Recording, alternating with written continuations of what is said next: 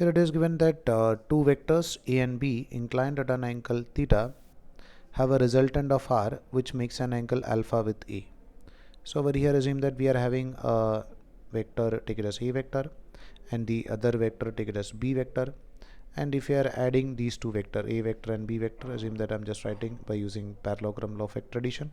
So this is going to be our resultant vector, and this resultant vector is making an angle alpha with respect to A.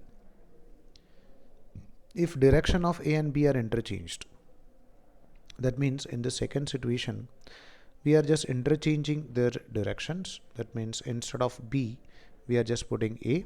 That means over here, assume that instead of B, we are just using that A, and instead of A, if you are keeping this B over here, so what will be the change?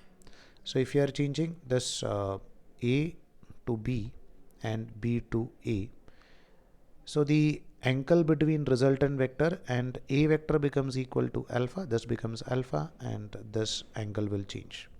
So we can say that the direction of R will change, but the magnitude of R will same, because the equation for R is under root of A square plus B square plus 2 into A into B into cos of angle between them, let's say cos theta. So in the first situation, the angle between A and B is theta. In second situation also, angle between A and B is theta. So the value of this angle made by the resultant vector with respect to this horizontal is going to change. So we can say that the direction is going to change, or the magnitude will remain same. So the magnitude will remain same in this situation.